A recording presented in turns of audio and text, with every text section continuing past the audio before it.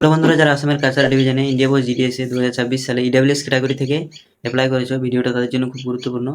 তো আমার এক বন্ধু 2025 সালে ইডাব্লিউএস ক্যাটাগরি থেকে জয়েন করেছিল। তো তোমরা তার মুখ থেকেই শুনে নাও সে সেন্ট্রাল ইডাব্লিউএস কিভাবে বানিয়েছিল বা প্রসেস কি তার।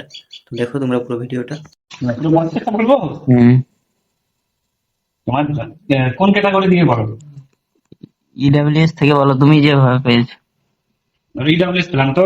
ইডাব্লিউএস এর একটা সেকশন থাকে, মানে পিরিয়ড থাকে, বুঝতে পারলে? হ্যাঁ তো পিরিয়ডটা ধরো কম বেশি মার্চ থেকে এপ্রিল, মার্চে আর এপ্রিল অব্দি। এপ্রিলে শুরু হবে, মার্চে শেষ। হ্যাঁ। ধরো আমি 25-এ একটা ইডাব্লিউএস বানিয়েছিলাম যখন জয়েনিং পেলাম, হ্যাঁ আমি 2026-এর মার্চে শেষ হতে এসেছে।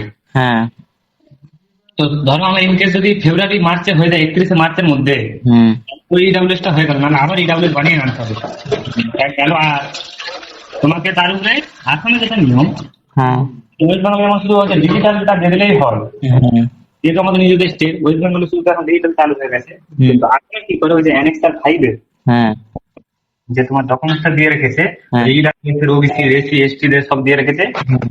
ও অফলাইন ফরম্যাটটাও একটা করে নিতে হবে, আর অনলাইনটাও তোমাকে করে নিতে হবে, ও। দুটো। হুম কিছু কিছু ক্ষেত্রে দেখা গেছে প্রথম প্রথম তাদের গুলো অনলাইন করে নিচ্ছে, কিন্তু যদি ক্যান্ডিডেট ঘুরতে বা রিজেক্ট করতে না চায় তাহলে দুটোই লাগবে, বুঝতে পারলে? এই হচ্ছে ব্যাপার।